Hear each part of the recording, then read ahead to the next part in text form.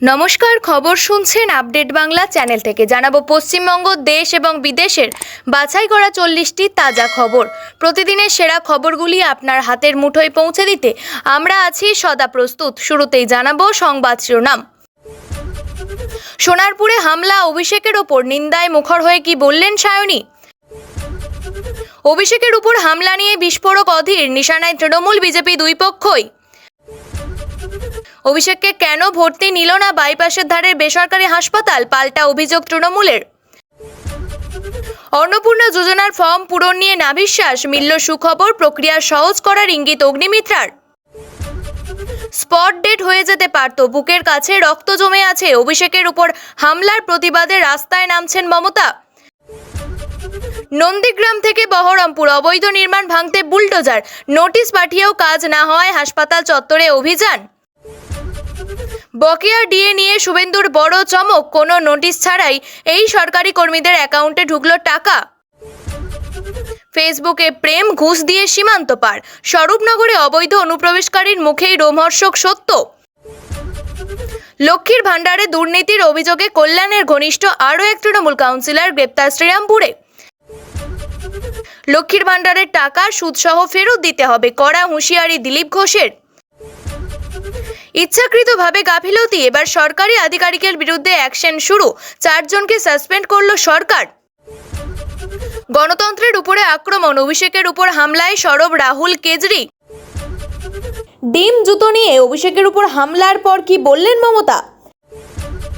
চাকরি চলে গেছে, তিলোত্তমার বিচার হয়নি, আমরা আজ হাতে পেলেই পেটাবো। অভিষেকের ঘরের ভিতরে সরানো যাচ্ছে না মহিলাদের। অন্নপূর্ণা যোজনা সংক্রান্ত সংশয় কাটাতে তৎপর শুভেন্দু, গুজবে কান দেবেন না, বাড়ি গিয়ে ফর্ম পূরণ করবেন সরকারি প্রতিনিধি। তর্কের খাতিরে ধরে নিচ্ছে কিছু ভুল হয়েছে, তাই বলে মেরে ফেলবেন, ক্ষুব্ধ করলেন। গভীর ষড়যন্ত্র, প্রতিহিংসার রাজনীতি বিজেপির, অভিষেকের উপর হামলায় তীব্র নিন্দা মল্লিকার্জুন অখিলেশের। এখনো যা অহংকার, ভুলে গেছেন গণতন্ত্রে মানুষ শেষ কথা বলে, অভিষেককে নিয়ে পাল্টা সুকান্ত মজুমদার। এলাকায় আবর্জনা ছবি তুলে পাঠালেই তৎপর হবে পুরসভা, স্বচ্ছ ভারত প্রকল্পে যুক্ত হয়ে নতুন অ্যাপ চালু করল রাজ্য। পারিবারিক বিবাদের জের, মারধরের পর স্ত্রীকে 4 ঘন্টা মুরগি করে শাস্তি। তারপর গণতান্ত্রিক সমাজে ভিন্ন মত স্বাভাবিক, ককরোচ জনতা পার্টি নিয়ে উদ্বেগ ওড়ালো আরএসএস। 30 মিনিটের ধুলোঝড়ে লন্ডভন্ড মরুরাজ্য রাজস্থান, শূন্যে নামল দৃশ্যমানতা। স্ত্রীর লাগাতার অত্যাচার, হেনস্থা করে শাশুড়ি, ও রেহাই পেতে স্বেচ্ছামৃত্যুর আবেদন নির্যাতিত ব্যক্তির। ফের যুদ্ধের হুমকি নিয়ে শঙ্কর ঘোষ, ইরানের কোন ট্রাম্প কার্ডে সশস্ত্র মার্কিন প্রেসিডেন্ট। পুরসভা থেকে ফাইল চুরি রুখতে কড়া পদক্ষেপ, 24 ঘন্টায় সেন্ট্রাল বিল্ডিংয়ে চলবে কড়া নজরদারি। অরূপ রায়কে কালিমালিপ্ত করার চেষ্টা, মিথ্যে অভিযোগ আনতে গিয়ে ব্যাকফুটে গেরুয়া শিবির। দিল্লিতে বানচাল, পাকিস্তানি হামলার ছক, পুলিশের জালে 9 সন্দেহভাজন জঙ্গি। অভিষেকের সেই ডিজে বাজানোর হুঁশিয়ারি, সোনারপুরের ঘটনার পর আসল অর্থ খুঁজে পেলেন শতরূপ, তীব্র কটাক্ষ। রাজনীতি নয়, মানুষের সেবাই ধর্ম, অন্নপূর্ণা ভাণ্ডারের ফর্ম ফিল-আপে নেমে পড়লেন সিপিআইএম বিধায়ক। বিধানসভার বিরোধী দলনেতা ঘর নিয়ে অবশেষে মুখ খুললেন স্পিকার, কি বললেন? আপনাদের কাছে একটা অনুরোধ রইল, আমরা প্রতিদিন চেষ্টা করি আপনাদের জন্য সঠিক, সংক্ষিপ্ত এবং নিরপেক্ষ খবর পৌঁছে দিতে। আমাদের এই ছোট্ট চেষ্টাকে যদি আপনার ভালো লাগে তাহলে দয়া করে একটা লাইক দিয়ে পাশে থাকার বার্তা দিন। আপনাদের একটা লাইকই আমাদের আগামী দিনের অনুপ্রেরণা। এবার এক এক করে দেখে নেব বিস্তারিত খবর। সোনারপুরে তৃণমূল সাংসদ অভিষেক বন্দ্যোপাধ্যায়ের উপর হামলার ঘটনায় তীব্র নিন্দা জানিয়ে একযোগে সুর চড়ালেন কংগ্রেসের সাংসদ রাহুল গান্ধী এবং আম আদমি পার্টির প্রধান অরবিন্দ কেজরিওয়াল। এই হামলাকে সরাসরি ভারতীয় গণতন্ত্রের উপর আঘাত বলে অভিহিত করেছেন তারা। অভিষেক বন্দ্যোপাধ্যায়ের উপর হামলার খবর প্রকাশ্যে আসতেই সামাজিক মাধ্যমে উদ্বেগ এবং ক্ষোভ প্রকাশ করেন রাহুল গান্ধী। তিনি স্পষ্ট ভাষায় বলেন, সোনারপুরে অভিষেক বন্দ্যোপাধ্যায়ের উপর হামলা অত্যন্ত নিন্দনীয়। একজন সাংসদের উপর হামলা শুধু একজন ব্যক্তির উপর আক্রমণ নয়, বরং যে জনগণ তাকে নির্বাচিত করেছেন তাদের উপরে আক্রমণ এবং দেশের ঐতিহ্যবাহী গণতন্ত্রের উপরে আক্রমণ। বিজেপিকে কাঠগড়ায় দাঁড় করিয়ে প্রতিহিংসার রাজনীতির ন্যাক্কারজনক ছবি।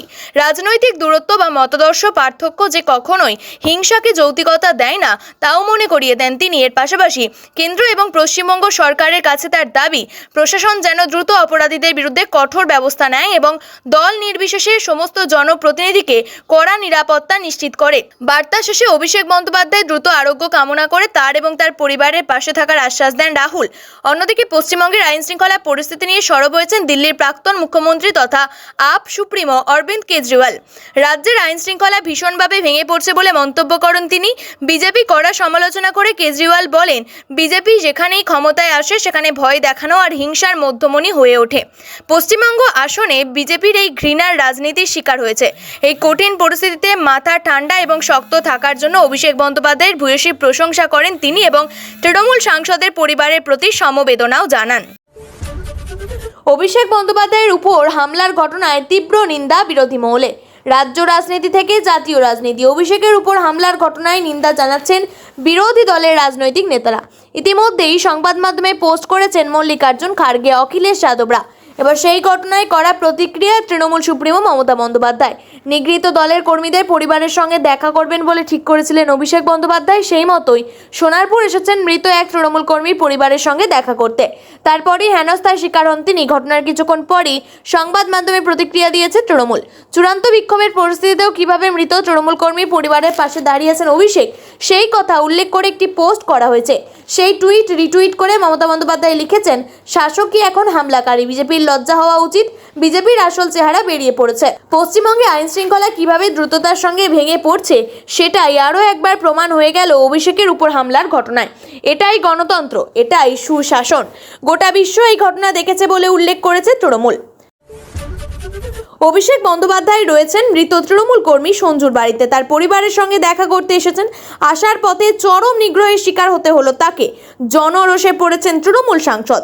তাকে লক্ষ্য করে চড়, কিল, ঘুষি মারা হয়েছে, কাদা, ডিম ছোড়া হয়েছে। তবে এখানেই শেষ নয়, ওই কর্মীর বাড়িতে ভিড় সাধারণ মানুষের। অভিষেক রয়েছেন মৃত তৃণমূল কর্মীর বাড়ির ভিতরে। তাকে উদ্ধারে হাজির কেন্দ্রীয় বাহিনী, কিন্তু কিছুতেই সরানো যাচ্ছে না সাধারণ মানুষকে। কি ঘটেছে অভিষেকের সঙ্গে? এক বিক্ষুব্ধ জনতা বলেন, চোর এসেছে একটা, চোর, ওকে নিয়ে চলে যান। অপরদিকে এলাকার মহিলারা মানববন্ধন করে দাঁড়িয়েছিল। এক মহিলা বলেন, চাকরি চলে গেছে, তিলোত্তমার বিচার হয়নি, এর হিসেব আমরা নেব, আমরা আজ পেটাবো, আমরা হাতে পেলে আজই পেটাবো, মারের বদলে মার। সাধারণ মানুষের চিৎকার করে বলতে শুরু করেছেন প্রয়োজনে তারা বিজেপিকে বুঝে নেবেন। এদিকে মৃত তৃণমূল কর্মীর বাড়ির থেকে অভিষেক বন্দ্যোপাধ্যায় নিরাপত্তারক্ষীরা পরিস্থিতি বোঝার চেষ্টা করেছিলেন। এই মহিলা বলেন, ও চোর, সবাই চোর, আমি বঞ্চিত, আমি চাকরি প্রার্থী। ঘটনার পরপর অভিষেক বন্দ্যোপাধ্যায়ের কনভয় কামালগাছি যখন সিগন্যালে দাঁড়ায়, সেই সময় কয়েকজন পুরুষ এবং মহিলা ছুটে যান। তার গাড়ির কাঁচ লক্ষ্য করে প্রথমে দেখানো হয় কালো পতাকা, পরে শুরু হয় চোর চোর স্লোগান। মহিলা পুরুষদের একাংশ ছুটে যান। এরপরে সোনারপুরে যে কর্মীর বাড়িতে অভিষেক যাবেন সেই রাস্তায় একদল মহিলা ও পুরুষ রাস্তার দুই ধারে জমায়েত করতে শুরু করেন। শোনা যায় তারা নিজেরা আলোচনা করছিলেন ডিম তৈরির আগ। এরপর গাড়ি থেকে নামেন অভিষেক বন্দ্যোপাধ্যায়। তিনি বাইকে করে ওই কর্মীর বাড়িতে যাওয়ার চেষ্টা করেন। হেলমেট পরেন তিনি। জনতার ভিড়ের জন্য আটকে দেওয়া হয় বাইক। তারপরে শুরু হয় ডিম ছোড়া। পর ডিম ছোড়া হতে থাকে তাকে উদ্দেশ্য করে। পাশ থেকে শোনা যায় মার মার। এরপর পিছন থেকে মারধর করা হয়, ছিঁড়ে দেওয়া হয় অভিষেকের জামা। তার সঙ্গে থাকা নিরাপত্তা কর্মীরা আগলে রাখার চেষ্টা করেন তাকে। চিৎকার করে কেউ বা কারা অভিষেককে উদ্দেশ্য করে এই বাংলাদেশি বলতে চলতে শুরু করেন। অন্নপূর্ণা যোজনার 11 পাতার দীর্ঘ ফর্ম ঘিরে নানান জটিলতা এবং আশঙ্কা তৈরি হয়েছে। অনেকে ফর্ম সরলীকরণের দাবি জানাচ্ছেন। মুখ্যমন্ত্রী শুভেন্দু অধিকারী ফর্ম নিয়ে আশ্বস্ত করলেন, অন্নপূর্ণা যোজনার ফর্ম পূরণের জন্য প্রত্যেকের বাড়িতে সরকারের প্রতিনিধি যাবেন, জানিয়েছেন মুখ্যমন্ত্রী শুভেন্দু অধিকারী। শনিবার সকালে বিধাননগরের হাসপাতালে জরায়ুমুখ ক্যান্সারের টিকাকরণ কর্মসূচিতে যোগ দিয়েছিলেন তিনি। সেখানেই সংশয় দূর করার চেষ্টা করেন। জানিয়েছেন এই ফর্ম সংক্রান্ত কোনো গুজবে কান দেওয়ার প্রয়োজন নেই। যোগ্য সকলেই প্রকল্পের টাকা পাবেন। অন্নপূর্ণা যোজনায় রাজ্যের মহিলাদের মাসে 3,000 টাকা করে দেওয়ার প্রতিশ্রুতি দিয়েছিল বিজেপি।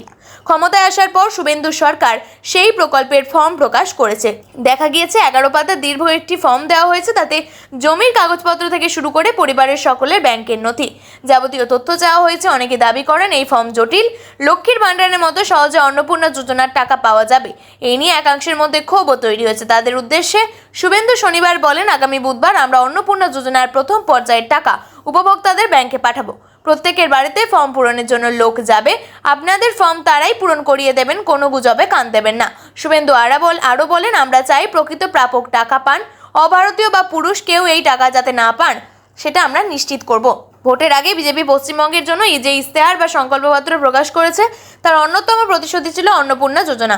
শুভেন্দু জানিয়েছেন, সংকল্পপত্রের প্রতিটি প্রতিশ্রুতি বাক্য পালনের দায়িত্ব তার সরকারের। তাই অন্নপূর্ণা যোজনাতেও তার কোনো অন্যথা হবে না। রাজ্যের সরকার এই প্রকল্পের সুবিধা 25 থেকে 60 বছর বয়সী মহিলারা পাবেন। বলা হয়েছে, আয়কর দিলে বা সরকারি চাকরি করলে নিয়মিত বেতন বা পেনশন পেলে এই প্রকল্পের টাকা পাওয়া যাবে না। তবে প্রকল্পের ফর্মটিতে পরিবারের সকলের খুঁটিনাটি তথ্য চাওয়া হয়েছে।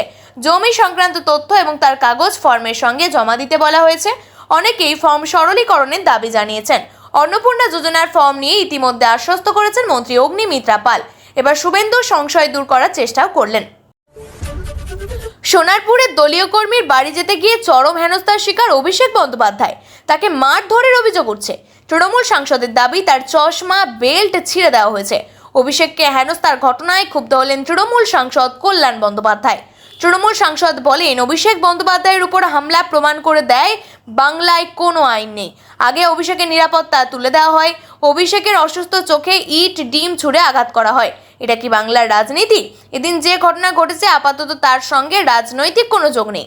শ্রীরামপুরের সাংসদ কল্যাণ বলেন, মানুষের ক্ষোভে বলা হয়েছে মানুষের সামলাতে না পারলে সরকার সরে যাক। তর্কের খাতিরে ধরে নিচ্ছে কিছু ভুল হয়েছে তা বলে মেরে ফেলবে। এই সরকারের এক মুহূর্ত থাকা উচিত নয়। অপদার্থ মুখ্যমন্ত্রী অভিষেক এবং তৃণমূলের ওপর রাগ রয়েছে, তাই খতম করতে চাইছে শুভেন্দু অধিকারী। বিরোধী দল তৃণমূলকে রাজনীতি করতে দেবে না, এটাই তার পলিসি। বস্তুত এদিন তৃণমূল কাউন্সিলরদের গ্রেপ্তারের প্রতিবাদে ডানকুনি থানায় স্মারকলিপি জমা দিতে যান কল্যাণ বন্দ্যোপাধ্যায় সহ এলাকার তৃণমূল নেতা নেত্রীরা। অন্যদিকে অভিষেক বন্দ্যোপাধ্যায়ের উপর হামলা প্রমাণ করে বাংলার কোনো আইন নেই। আগে অভিষেকের নিরাপত্তা তুলে দেওয়া হয়, অভিষেককে অসুস্থ চোখে ইট ডিম ছুঁড়ে আঘাত করা হয়। এটা কি বাংলার রাজনীতি? এদিন যে ঘটনা ঘটেছে আপাতত তার সঙ্গে রাজনীতির কোনো যোগ মেলেনি। শ্রীরামপুরের সাংসদ কল্যাণ বলেন, মানুষের ক্ষোভ সামলাতে না পারলে সরকার থেকে সরে যাক। তর্কের খাতিরে ধরে নিচ্ছে কিছু ভুল হয়েছে তাই বলে মেরে ফেলবে। এই সরকারের এক মুহূর্ত থাকা উচিত নয়। অপদার্থ মুখ্যমন্ত্রীর অভিষেক এবং তৃণমূলের ওপর রাগ হয়েছে, তাই খতম করতে চাইছে শুভেন্দু অধিকারী। বিরোধী দল তৃণমূলকে রাজনীতি করতে দেবে না, এটাই তার পলিসি। বস্তুত এদিন তৃণমূল কাউন্সিলর গ্রেপ্তারের প্রতিবাদে ডানকুনি থানায় স্মারকলিপি জমা দিতে যান কল্যাণ বন্দ্যোপাধ্যায় সহ এলাকার তৃণমূল নেতা নেত্রীরা। ডেপুটেশন জমা দিয়ে ফেরার সময় বিজেপি কর্মীদের বিক্ষোভের মুখে পড়েন কল্যাণ বন্দ্যোপাধ্যায়। দুই পক্ষের মধ্যে বাক বিতণ্ডা চরমে উত্তেজনার সৃষ্টি হলে পুলিশ এবং কেন্দ্রীয় বাহিনী পরিস্থিতি নিয়ন্ত্রণে আনে। সাংসদ অভিষেক বন্দ্যোপাধ্যায়ের উপর হামলার ঘটনাকে কেন্দ্র করে চর্চা শুরু হয়েছে রাজনৈতিক মহলে। তৃণমূল বিজেপির তরজা তুঙ্গে। এবার এই ঘটনায় সরগরম জাতীয় রাজনীতি। সরব ইন্ডিয়া জোটের প্রতিনিধি দলও। অভিষেকের হামলায় তীব্র নিন্দা করলেন কংগ্রেসের সভাপতি মল্লিকার্জুন খার্গে। ঘটনায় বিজেপির প্রতিহিংসার রাজনীতি বলে দাবি করেছেন তারা। এদিকে ঘটনার পিছনে গভীর ষড়যন্ত্রের অভিযোগ তুলছেন সমাজবাদী পার্টির প্রধান এবং উত্তরপ্রদেশের প্রাক্তন মুখ্যমন্ত্রী অখিলেশ যাদব। কি বললেন মল্লিকার্জুন খার্গে?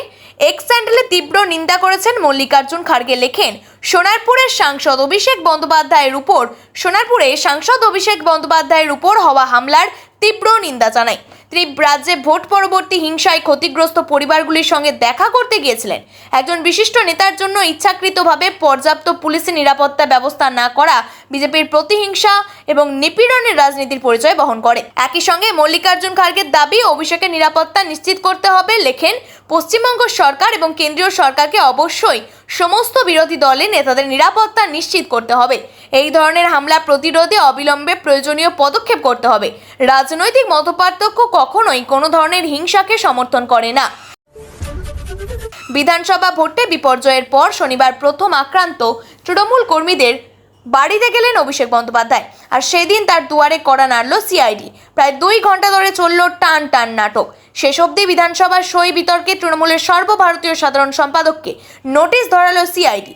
যদিও এই প্রসঙ্গে তৃণমূল কংগ্রেসের সর্বভারতীয় সাধারণ সম্পাদক বলেন, যদি বিজেপি মনে করে প্রথমে ইডি সিবিআই ছিল, এখন রাজ্য পুলিশ এবং কলকাতা পুলিশ এসেছে, সঙ্গে কেএমসি এসেছে, ওরা ভাবে 5-6টা এজেন্সিকে ব্যবহার করব আর একে যেভাবেই হোক ঝুঁঝি বুঝিয়ে মাথা নত করাবো। আমি ওরকম লোক নেই। আপনাকে 10 বার ভাবতে হবে, আপনাকে 7 বার জন্ম নিতে হবে আমাকে বোঝানোর জন্য, আমাকে ঝোকানোর জন্য, আর ক্ষমতা থাকলে আমাকে গ্রেপ্তার করে নিয়ে যাক। এদিকে এই প্রসঙ্গে বিজেপি নেতা এবং কেন্দ্রীয় প্রতিমন্ত্রী সুকান্ত মজুমদার বলেন, ইতিমধ্যে তৃণমূলের মধ্যে ডাক উঠেছে যে একাধিক বিধায়ক নেতাদের যে সই দেখা গিয়েছে তা তাদের নয়। এই বিষয়ে তদন্ত শুরু হয়েছে, তদন্ত প্রক্রিয়া সিআইডির হাতেই রয়েছে। এই তদন্তের ক্ষেত্রে দলের শীর্ষ নেতাদের জিজ্ঞাসাবাদ করবে, এটাই স্বাভাবিক। সিআইডি নেতাদের কতক্ষণ উনি বাইরে দাঁড় করিয়ে রেখেছে, এখনো যা অহংকার এর ভুলে গেছেন। গণতন্ত্রে মানুষ কথা বলে, মানুষ ইতিমধ্যেই দমিয়ে দিয়েছে তৃণমূল কংগ্রেসকে। অভিষেক বন্দ্যোপাধ্যায়কে ফলতায় ডাবল ডোজে দমিয়েছে, তাই এই অহমিকা ছেড়ে মাটিতে নামুন উনি। শনিবার দুপুর 1:30 নাগাদ অভিষেক বন্দ্যোপাধ্যায়ের 188A হরিশ মুখার্জি রোডের বাড়িতে পৌঁছান সিআইডির 5 সদস্যের টিম। 188A হরিশ মুখার্জি রোডের বাড়ির সামনে যখন একই ছবি, তখন অন্যদিকে বেলেঘাটার কুণাল ঘোষের বাড়িতে নিহত কর্মীর পরিবারের সঙ্গে দেখা করেন অভিষেক বন্দ্যোপাধ্যায়। কিছুক্ষণের মধ্যে 2:22 নাগাদ কালীঘাটের বাড়িতে পৌঁছান অভিষেক।